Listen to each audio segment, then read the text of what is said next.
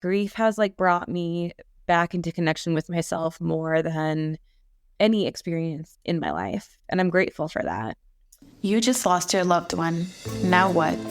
Welcome to the Grief and Life podcast, where we explore this new reality through grief-colored lenses. Openly, authentically, I'm your host, Nina Rodriguez. Let's get started. What role does movement play in grief? Today, we'll hear from Emily Bingham, a certified grief educator, grief coach, widow, and founder of MoveTHRU, which she created after the loss of her husband in 2019 to uveal melanoma. MoveTHRU was born as a way to create new meaning out of her tragedy by helping others heal. Emily has worked with hundreds of clients in both private and coaching groups. Additionally, she has reached millions of followers through her social media content, and her goal is to help anyone who has experienced loss embrace grief through movement and mindset. With a bachelor's degree from the University of Denver and a master's degree from Carnegie Mellon University, Emily's expertise is fortified by both her academics and personal experience. Thank you for joining us today, and a warm welcome to the Grief and Light podcast, Emily Bingham. Thank you so much, Nina. Very happy to be here. It's an honor to have you. And we were just discussing a little bit ago that I absolutely love and respect your viewpoint about grief and post-traumatic growth. But before we get there, let's take it way back and see where your journey started with this grief life. I always joke around that grief life chose us. We didn't choose grief life, but here we are. Yeah, so it's funny because I believe that my grief journey started long before Ian actually died. Mm-hmm. And that was when Ian was diagnosed with cancer. And so that was even before we got married. It was before we had kids. It was ironically his cancer diagnosis that brought us back together because we had taken a break from college. I'm sorry, right after college, we had taken a break to kind of follow our career paths and figure out who we are, who we were. Cancer then was kind of always in the background. Like he had his diagnosis, he had an eye tumor. It was uveal melanoma. I just kind of subscribed to the belief that he wouldn't die. We'd be fine. We would treat it. We would radiate it. Eventually, we did have to remove his eye to get the tumor out. But even after that, I was like, there's no way that he's actually going to die from this. Like bad things happen to other people. They don't happen to me, and we're going to be fine. We proceeded with cancer treatment, and we also proceeded with life. We got married. We started a family. And it wasn't until we were at the beach, living in San Diego at the time, my daughter was 2.5, and I was pregnant with my second, that we learned from the doctor that his cancer had metastasized. And when uveal melanoma metastasizes, it's basically fatal. Like there's a very small chance, like a 10% chance that you survive. So from there, we still were optimistic. You know, he was so young. So we thought if anyone could beat this, it would be Ian. And so we fought for about 15 months in and out of experimental treatments at the MD Anderson Cancer Center, which is like a pretty big cancer center here in the US, or in Houston, Texas. And that was rough because with it, I didn't know it at the time, but I was experiencing anticipatory grief. And that was me feeling that uncertainty and the anxiety of what my life would be like without my husband there. But I was also grieving the life that we had when he was healthy. Ian wasn't able to play with the kids at a certain point. We weren't able to make plans, long-term plans, because we didn't know if a cancer treatment would work or if it wouldn't. We didn't know what the future would look like. So it was kind of, I like to bring everyone back to the pandemic, because that was grief upon anticipatory grief as well. Like, when will things go back to normal? And similar with Ian, when will he get healthy or will he not? It was just this constant state of limbo that we were living in, and having to grieve the normalcy of what our life used to look like was really, really hard. You know, that was like phase 1. And then phase 2 was really like after he died on March 26th, 2019. He passed away in his hometown of Hawaii. He had spent about a month in hospice. It was a really beautiful, peaceful passing. Like, I'm so grateful that we got that experience and I didn't have to deal with the trauma of his death, because trauma and grief are two separate things. And so the fact that he had a peaceful passing, I think, allowed me to heal in a certain way, in a more peaceful way. And that doesn't mean that if you go through a traumatic death that you can't have, non-traumatic grief. It's just knowing that there's a distinction there. So yeah, I think that's kind of where this whole process of moving through my grief kind of began. Thank you for sharing openly and honestly, and we honor Ian's memory through these stories. This is how we get to know him and completely understand the feeling of it happens, but not to us. There's a level of psychological protection that our minds want to embody at that moment because it's so scary to think of the possibility of anything other than it being okay. Was there ever a point where you said, this might not work? What would I do? Or was it after that diagnosis? We stayed so hopeful. And I've looked back, I've thought about this a lot. Like, was I just in denial? I think it was a couple of things. I think that we're raised in a society that doesn't really talk about bad things happening. I think it's very recent with social media, honestly, that people have had a platform to be vulnerable and to be connected to other people who are going through hardship. I mean, I know Joey Tryon, he's a podcaster and lost his sibling as well when he was like 16 years old. And they didn't have that. Growing up, we didn't know that bad things happened. We were kind of taught that they don't.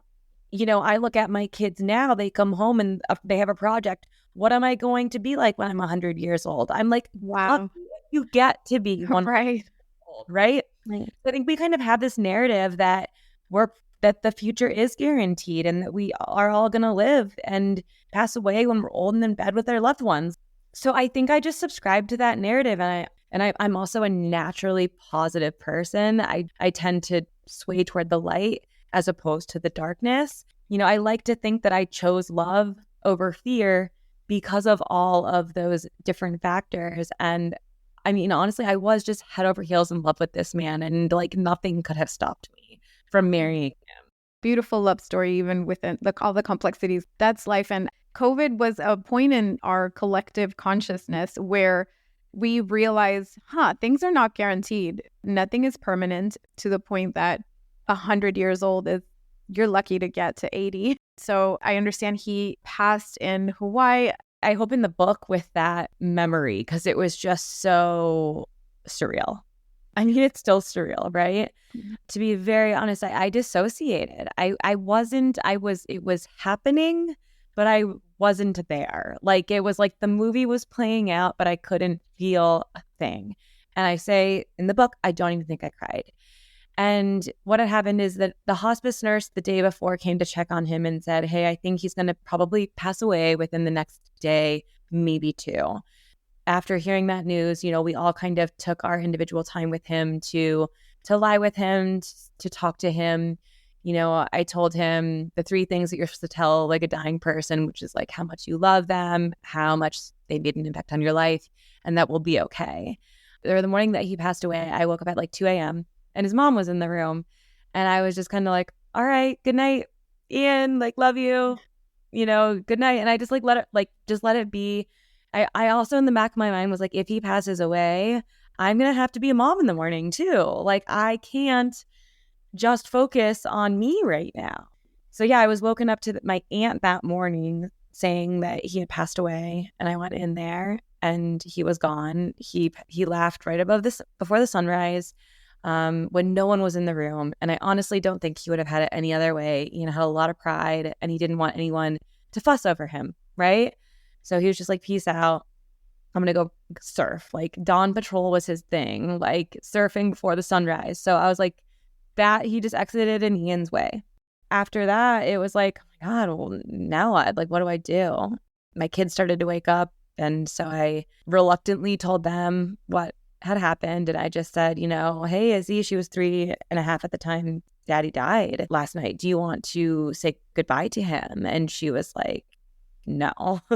Like, I don't think she could process what was happening, nor could I. So we just had breakfast that morning. I think she was curious and she said, yeah, I want to go see Daddy. And so we went into the room and she just kind of stepped up toward the hospital bed and kind of like touched him, I think, and just said, bye, Daddy.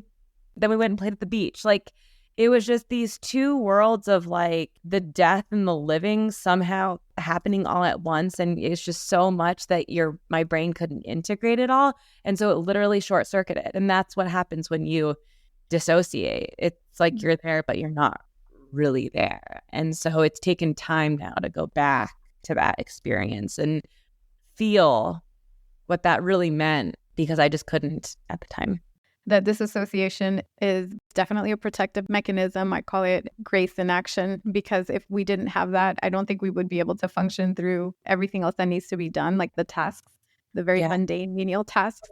And I have so much compassion for you as a mother. I'm not a mother, but I could imagine what that scene was like and how difficult that must have been for you as well, even with the numbness, to have to tell your child, hey, this happened. And for your daughter to process that in her capacity with her age. She's only 3 years old. And I believe you had another baby. He was 1 year old, correct, at the time? Yeah. So you were too little. Yeah. You were too little. Like the contrast that was happening at that time, right? He's taking his first steps and like his dad is like dying in the other room. It was just, it's so surreal. I'm so sorry.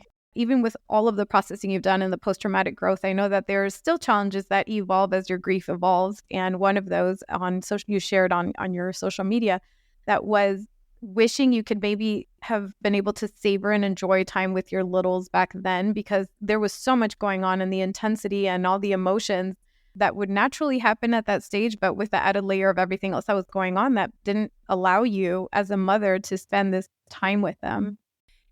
In grief, I think, or at least I do, and maybe this isn't true for everyone, but you do. I go back and I revisit the past. I don't stay there. I don't dwell there. I don't even long to be there, but you start to just see things with more clarity, I think, as your grief evolves and as you evolve yourself. And so like I look back at that time, and also like when you hit a milestone, you're like, oh my God, I've changed so much from that year, from last year to this year. And so that's kind of how I've gained this perspective, I guess. But yeah, I just look back at that time and I see how incredibly dissociated I was. I also was so angry and resentful.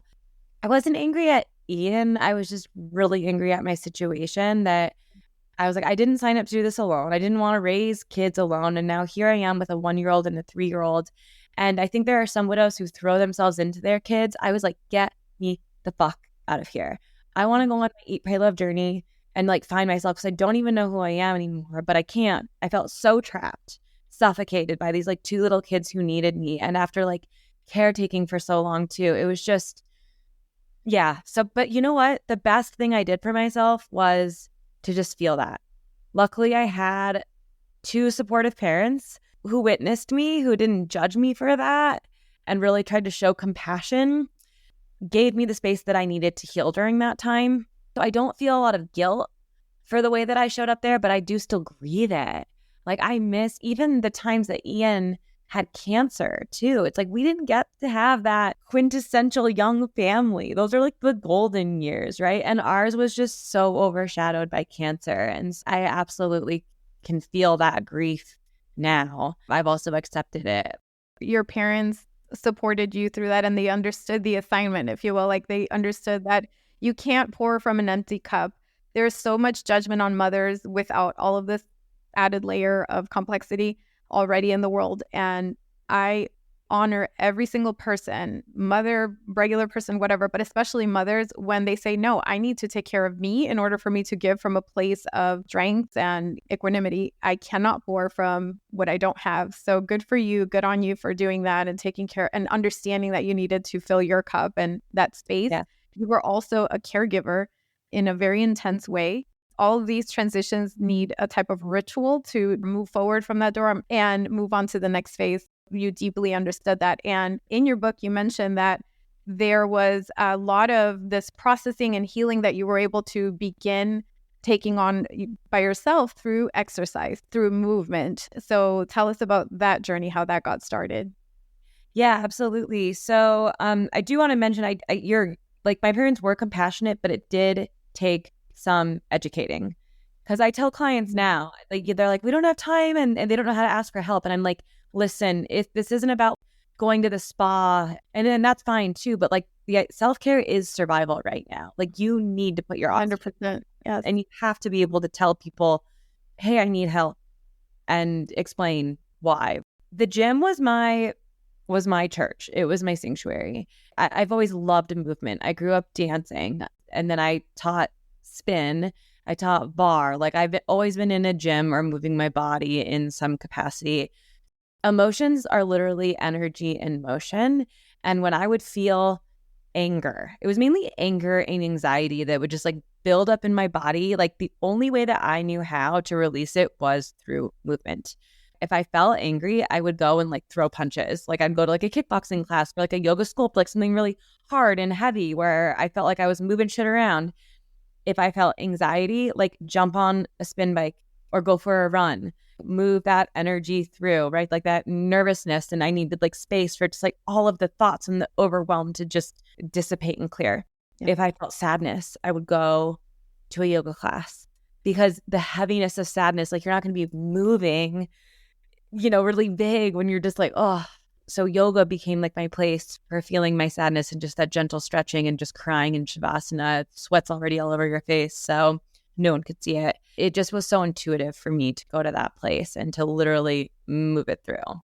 Beautiful. The book is entitled Love and Grief, Finding Healing, Meaning, and Purpose in Life After Loss. It is beautiful, and I feel like you infuse what I call the Goldilocks ratio of different elements. So just enough of your story, just enough of the education component, just enough of the takeaways. A great resource. I was reading it and I was thinking, gosh, if I had this 5 years ago, like I would have understood so much of what was going on because it is so very confusing. But you learn this intuitively through listening to your body, through listening to your needs, and through going to your workout classes. I like that you mention in the book, if you're angry, do this workout. If you're stressed out, do this other workout. If you're feeling whatever, do this other workout. So there's a little bit of that, if this, then that scenario. Obviously, there's suggestions. Everybody has to feel out what feels right for them. You also mentioned that in the book. As the years went by, you started learning a lot more of the concepts of how grief functions, the types of grief. How did that start evolving? Was there a moment where you said, this is the work that I want to go into, or did it happen over time? How did that work? So 6 months after Ian's death, I was kind of like, what am I going to do? I felt really jaded about going back to my agency work. I was at a marketing agency. I had already started sharing my story online, and that felt really good. Whenever I wrote, I just like processed so much. Like that was another way for me to move through my emotions was writing. It was just this release. And then when I shared, I started connecting with other young widows. In my circle, I didn't know any young widow. I felt so alone. So the online community became like my go-to space for that connection and to feel seen. That was already kind of happening on one end. And then I was still doing my fitness stuff, which also felt really good for me at the time. So I hired a coach. Her name is Jackie Carr. She does goal setting, basically. And we met over a couple of sessions, and I just kind of told her where I was at. I was like, I think I might want to do something with movement, with my story, with grief, because I was just so immersed in it. And everything else I just felt jaded by it. I also need flexibility of raising my kids alone. I didn't want to go back to a job where I was there 9 to 5 and I would have to hire someone to pick them up. And it just didn't align with me at the time. So we worked together and we came up with the first iteration of MoveTHRU, which is my company today. Looks nothing like it did today that it did then. I called it an intention-based workout. I actually hired a therapist to help me create it because at the time I was like, I don't know what I'm doing. But she introduced me to the work of Peter Levine and somatic therapy. And I started learning about how, yes, it was intuitive for me, but there's a science behind this. The issues are in the tissues. The issues are in the tissues. I think that's the first time I hear that one. Yeah. Really good. Yeah, I'm totally spacing out on his name right now. But he does like grief yoga. And so it was all about just how our body stores emotional memory and trauma. The mind is just one part of the equation, but the body is also another huge piece to healing. My grief knowledge expanded just through my own healing journey.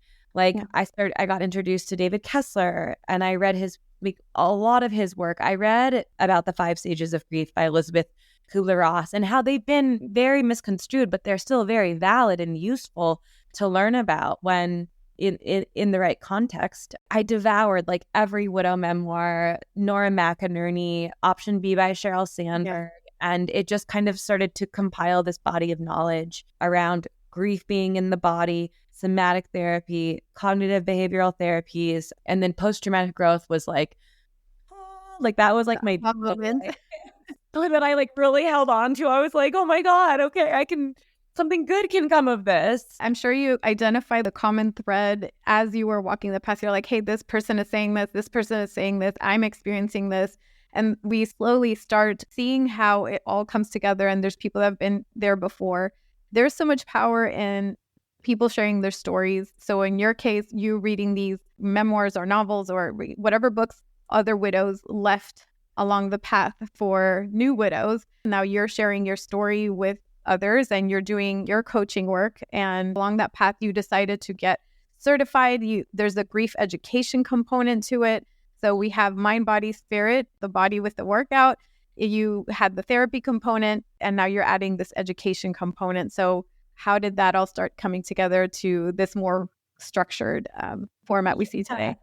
I mean, it's so funny. It just kind of takes on a life on its own. Like now that I'm coaching people on how to find their purpose and then looking back on my own journey, I literally just followed my excitement.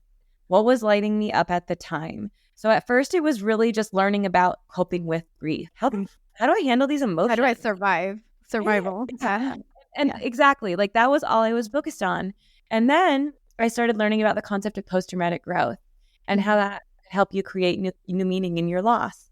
So I created a course about that. And basically what that looked like is I wrote down like all of the different lessons that I had learned, and I created modules around what would the transformation be from someone who's grieving to growth? What do they need to know? And right. So it would be like, okay, well, what are the pillars of post-traumatic growth? Helping you see those changes in yourself. And then how can those changes help you create new meaning in your loss? And just to put this in context, it's like noticing how much stronger and more capable you are. Resilience, I think, is one sign. Another sign is all the relationships that change, for better or for worse. You lose some, but you also gain some. Yeah. Spirituality, big change. Appreciation for life. How a loss makes us appreciate our life even more. And then the fifth component being new possibilities. I think once you see your true capacity and that that life isn't this finite. I mean, life is finite, and that, how can we make the most of it? Other opportunities begin to present themselves. So helping clients kind of do that. And then, so I got my grief educator certification from there because I wanted to be as good of a coach as I could be. I think you can absolutely be a coach. You can share your story. You don't need credentials because honestly, I think what people need in grief is simply to be seen and to have their grief witnessed. And David Kessler says that too. His big thing is, all of us are going to have a lot of different things that work for us, but your grief being witnessed is key. To know that you're like not going through this alone and that your person matters, that your struggle is normal, and that everything you're going through is also that you're being seen, and like that's just so instrumental. So I did my first grief group with no credentials. I just launched it because I was like, this feels good. And like, let's go, like, let's talk about our grief. You already had information. Your credentials were, hey, I've been here. Like I've done the work. Like I've had to get myself through this insane time. And I also want to highlight, even though people die every day, it happens all the time. It's the one thing we all have in common. We were born and we will not be here someday. We are so not good at talking about it, at processing, at even understanding what it means to grieve and all these things. So there's an element, especially as a first-time griever, I'm the only person feeling this, right? Like I felt like that. I said, I'm the only person in the world that has ever and will ever feel like this. And it's our brain trying to understand and make sense of this insane new reality, but we are not. And there's an element of normalizing the experience that is so important in this process. I almost feel like, in a way, step 1 or maybe 2 is normalizing that this is okay. You do a lot of that in the book. I really, really appreciate that, because what is really scary in the beginning is, am I going crazy? Is what I'm feeling okay? How long is this going to last? What is my life now? It's very confusing as a griever. Yeah. And I think I named that as one of the main sources of suffering is our mind and the stories that we create, that inner critic, right? That's judging our own grief experience. And a lot of it is because we're just misinformed. We just don't know what to expect. And so when we feel a wave of anger or anxiety, we're like, oh my God, what's wrong with you? There is a Buddhist quote too that says, pain is inevitable, suffering is optional. Yeah. And it's like the pain of grief, there's nothing that can take that away. You have to feel it. But the suffering, and that's what I'm talking about, is like that mental chatter, that inner critic that's making your grief wrong. Yeah. Or right. Or your emotions bad, or, you know, saying that you should be further along than you are by now, that's informed by conditioning, by how the media portrays grief, by maybe how you were raised in your family. Like, we didn't talk about bad things. So now you don't really have a place to. You feel like it's a burden if you're talking about your grief or that you're struggling. Right. So all of those different stories really impact our ability to grieve with grace, I'd say, and a lot of self-compassion. The pain is the fixed portion of the experience, and the suffering is the more dynamic one that you have more control over. And so that's the one that we focus on. This book is a how. It's very relatable in the way that it's written. It's not prescriptive. I want to make that distinction. It's an overview of, this is what worked for me. This is what has worked for others based on education and evidence. Mm-hmm. And I invite you, person reading this, to open your mind to these steps and lead with curiosity. And you talk a lot about curiosity in your book. It's huge because so many changes. You're meeting this new version of yourself, and getting curious is probably the biggest tool to navigate this path forward. Mm-hmm. I agree. The 6 C's of grief: curiosity, community, coping skills, connection, compassion, and consciousness. Throughout the entire book and through all of the lessons, I just wanted something that was easy for people to come back to, that they could just kind of sink their teeth into. What are some just guiding principles, right, that can support you on your grief journey? And these were the 6 that I came up with, and I think that they're pretty accurate for me. Maybe, I invite. No, they're very good. They're very useful. And I like that you start with curiosity. When something feels overwhelming and confusing, curiosity is the tool to start opening new doors forward in a way that's not intimidating and super scary. So I love that you started with that one. Yeah, I start with curiosity because I always say, like, instead of criticizing yourself, get curious. Yeah. And that's just, when you think of like judgment, it's just failure to understand. That is like literally the definition, I believe. So it's like, let's get curious about it instead. Curious about other people's grief, curious about your own, curious about your thoughts, curious about your feelings, right? Like, there's so many ways that curiosity applies. Curiosity just about what the heck you're going through.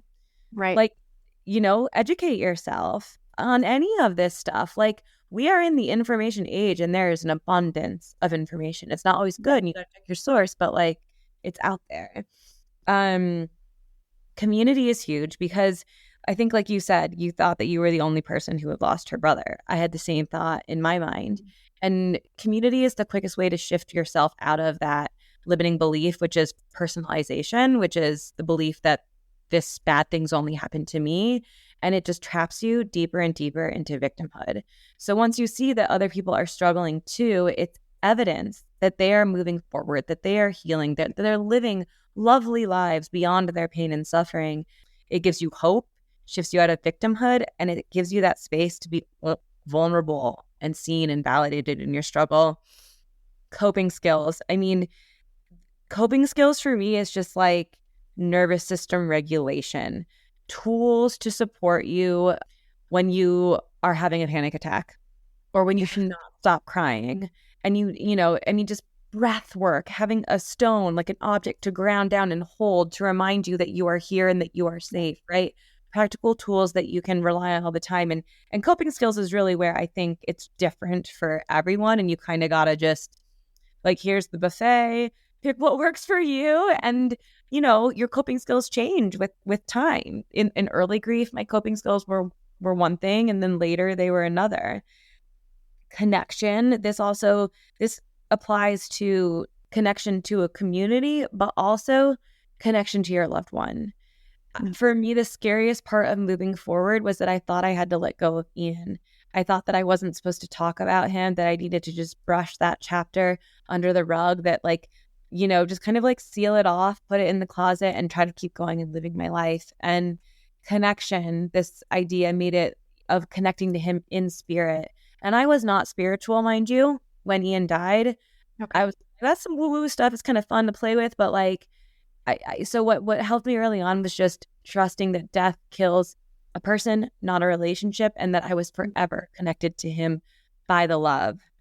So connection to your loved one, connection to community, connection to yourself. Yeah. I mean, man, grief has like brought me back into connection with myself more than any experience in my life. And I'm grateful for that. Same. Yeah. Compassion is just giving yourself grace. We beat ourselves up so much when we're grieving, like for very natural things that are happening, right? Like having grief brain. A lot of people are like, I just can't like get anything done. And, I used to be able to do all this stuff. And I'm like, it's okay. Like, look at what you're going through. Your brain, like if your body could talk to your brain right now, like listen to what it would say and give yourself a little bit of love and grace. Yeah. And consciousness. And this has been like a newer development for me, but I think it's really true. And so when I speak of consciousness, it's really your ability to separate the facts of the death from the story and noticing that like human beings are meaning-making machines and that we create a lot of stories that aren't even true. And so, for example, what would be an example of that? So say, I can look at my husband's death in two different ways. I can say Ian's death was the worst thing that happened to me in my life. And I can also say that it was the best thing that happened to me in my life for various reasons, right? Like it was the worst thing because I lost my best friend, my soulmate, the person who I thought I would spend the rest of my life with, the father of my kids. It was painful. It was awful. Like that is true. Yeah. And I can buy into that narrative, or I can say, and I'm also grateful for the suffering because I grew, I expanded, I met myself in a whole new way. I found my truth and purpose in life and follow with that narrative.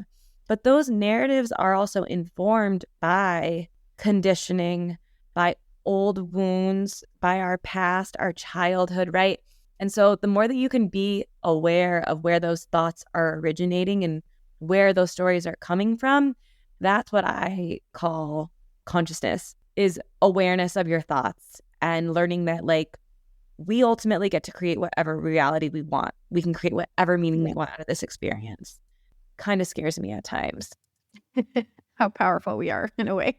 Yeah. Yeah. No, it's a double-edged sword. We have to wield it wisely, but we are the summation. We are the culmination of the stories we tell ourselves. And the beauty is that those stories can be reframed at any point, and we can have a totally new life with those reframing.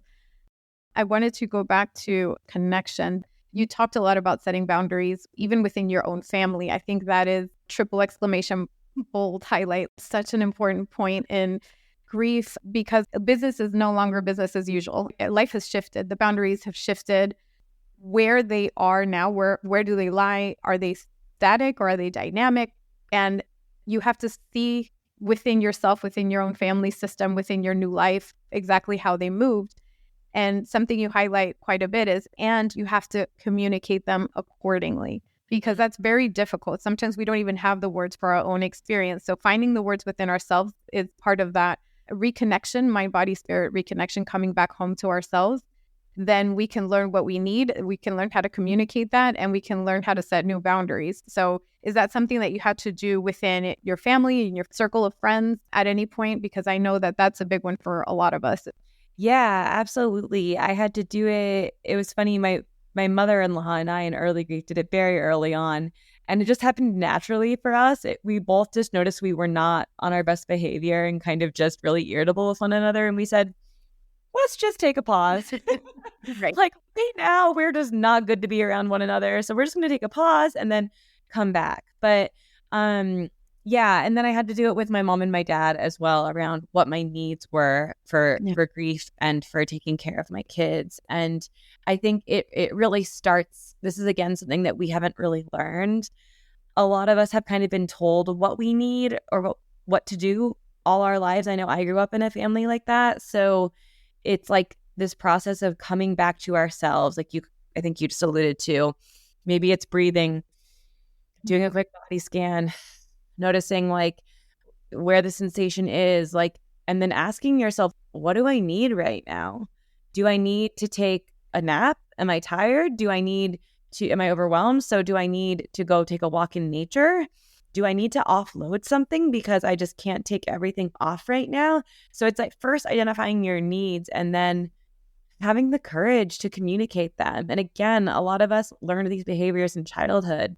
If we ask for help, we're going to be burdened in some way, or if we create conflict in any way that we're unsafe. So noticing your reluctance to asking for help too is, that's part of the expansion. Right. Because you start to see, I picked this up when I was a kid or in some other facet of my life. And it's like, how do I change that so I can give myself what I really need right now? And that has ripple effect across all realms of life. Boundaries are so important. Everywhere. And showing ourselves grace in that process as well, because, it's conditioned, it's learned. There's a lot going on that we have to undo and unlearn to relearn. So even knowing how to communicate these needs is a process in and of itself. I'm going to read a quote here that says, because grief looks different for everyone, yet despite all the different ways to heal, grow, and find meaning in life after loss, for grievers, there is one universal need: for grief to be witnessed. I love that. I love the way that was phrased, because that is very true. With that witnessing comes that awareness of where we are, who we are now, and where do we go from here. And your book is a book that I recommend in everybody's bookshelf, especially if you're grieving, even if you're somebody working with grievers. I feel like this is a great framework for people working with grievers, for people trying to support grievers, for grievers. So it's a beautiful read. Again, it's called Love and Grief, and I will, again, tag it in the show notes. And I know you have really exciting things in the works, and I want to give you some time to talk about your programs, your offerings, your retreats, what you're working on right now, and tell the audience how they can work with you and where they can find you. Awesome. Yeah. I mean, I think the biggest accomplishment and, that I'm just trying to get out in the world right now is the book, Love and Grief. It's so accessible, right? Everything is there. You can pick it up if you're in early grief and read the later chapters. And, one thing I really comment on is you may not be ready to hear this right now, and that's okay. Mm-hmm. But you can come back to it later, because it's literally 5 years of everything that I've learned to a place where I truly feel like I'm thriving right now. Like, I love my life, and I'm so at peace with the fact that Ian died. I don't long for that life. I love Ian. I appreciate him, but I'm very much here and now and in the present, and grateful for everything that has happened along the way. Yes, it will be sad that my kids didn't get to meet their father, and there's going to be that element there always, right? But I've released the attachment to that life. Yeah. Everything is as it should be. So the book is number one. I'm also hosting a widow's retreat in Tulum, Mexico. Amazing. To explore the theme of duality, which I talk about a lot, which is basically the both and, right? So we are going to be exploring the duality of honoring our deceased loved one, feeling that grief, and then really celebrating who we are now without them. So I'm calling it Remembrance and Rebirth, and it's held over Dia de los Muertos. Beautiful. It's symbolic through and through. I really, really like that, and I love Tulum. Yeah. That's a very powerful date. I think it's going to be very symbolic. Some magic about the physical space in Tulum that just, feeds the soul. So that's really amazing. I also want to honor that you said, you feel like life is exactly what it's supposed to be right now. That might sound harsh for somebody in early grief, but like you say in the book, give yourself time, because for somebody who has lost someone so precious and so important and so fundamental, such a pillar of her family, to be able to say that with peace in her heart is evidence that it is possible. And for somebody who maybe is feeling in the grips of their grief and feeling like there is no way that I could even survive this, not only will you and can you, but you can also thrive. And with the 6th C, which I think it was consciousness, if I'm not mistaken, it reminds me of making meaning or giving meaning. David Kessler talks about a lot. And that's really, really important, because the story changes, the grief changes, it all evolves, and so can your story. And this is all evidence of that. So The book is formatted in a very interesting way because it's story, but also tools. And I think the tools are practical. And people say, how do you do the work? We've heard that phrase. What the heck does that even mean? And the work, what work? Like, I'm tired. This book gives you that framework. So thank you very much for writing it. Before we close out, is there anything that maybe you want to touch on or any points that you want to address or anything that's in your heart to share at this moment? I actually would like to share something because I really like that last point that you made for someone in early grief, how hard that would be. And it does take consciousness. It takes, being able to allow the story to evolve and knowing that you're in charge of it. I just want to share with one closing story because I think it'll land. So I went to Tulum and I did a temazcal ceremony. Yeah. It's like a Mexican sweat lodge. And the concept is you go into this sweat lodge and it's like symbolically supposed to be the womb of Mother Earth. You go in, you release whatever you want to release so that you can come out reborn. And so I went in with the intention of releasing fear. And so I go in, they heat up these hot-ass lava rocks and they stick it inside this sweat lodge that's like sticks covered with blankets and you're like lying in the dirt, or at least in the one that I did. And then they throw water on these rocks and it just fills the space with steam. And I'm like, oh my God, is this USDA approved? Am I gonna freaking die? Like, am I like, I didn't sign a waiver? Like, freaking out. My heart rate is like pounding and I legit think I'm going to die. They give you a break every 15 minutes and I came out and I took a break and I talked to the shaman and I was like, I think I'm going to die. He said something to me about we die and we're reborn. We lose and we gain.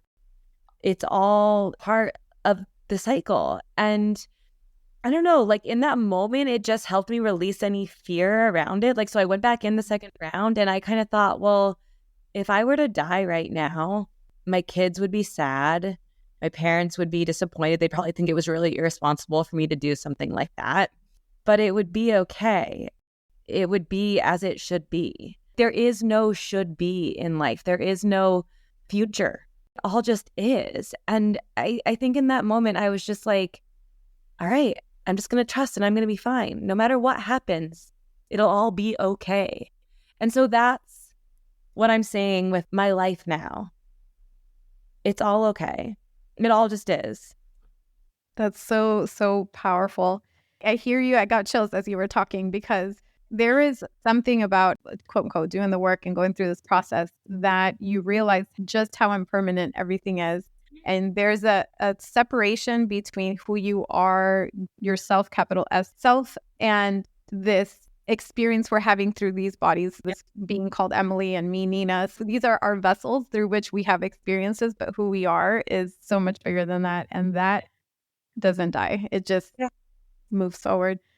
I love that experience. Thank you for sharing that. That must have been very scary, but also very, very enlightening. I'm sure just that moment was a big aha moment. Yeah. And he actually looked at me shortly after he said, nothing is ever lost. And I was like, wow. Nothing is ever lost. It's just transferred. Like you said, like we're infinite. I mean, you're doing it right now with your work. You're sharing not just your story, but your brother's story. And he is helping other people through your podcast from beyond the physical, because you wouldn't be doing this had he not passed away. Correct. And that's the same way that I feel about Ian. Yeah. Which is like fucking magical. It makes me tear up thinking about it. Yeah. And they support us from beyond. Like it's still a partnership. It's just looks a little bit different than we expected. Yep. And if so beautiful. You can detach from the way you thought it should be and accept what is, like there's so much magic. It can be so beautiful, but it's just a choice that you have to make. And you get to feel disappointed about it, that it wasn't the way that you wanted it to. And we have to move that through and feel that. And then now what? What do you want to make of it? It is what it is, and it will be what you make it. Is like so true. It sounds so simple, but it's one of the most profound lessons we could possibly learn. Your current partner, how has he integrated all of this into your relationship? Or have you, I'm guessing the answer is yes, but how have you integrated all of this into your relationship? It's a work in progress. Like I've had to do a lot of education around grief. around duality. Like I can still love my late husband and love him in the present. Really secure and emotionally intelligent and vulnerable to have like some really hard conversations. But I think we're doing a really good job, and it'll continue to evolve and unfold as we go deeper into relationship with each other. Amazing. Well, I am so happy to hear your story. Your story is going to be a breath of fresh air for so many. It certainly was for me, and your work is beautiful and important work. So thank you for choosing to answer the call to this path and for changing and doing the work and doing what needs to be done, and for your beautiful gift to the world that is love and grief. And I thank you for being here. Thanks, Nina. That's it for today's episode. Be sure to subscribe to the Grief and Light podcast. I'd also love to connect with you and hear your thoughts and your stories. Feel free to share them with me via my Instagram page at Grief and Light, or you can also visit griefandlight.com for more information and updates. Thank you so much for being here, for being you, and always remember, you are not alone.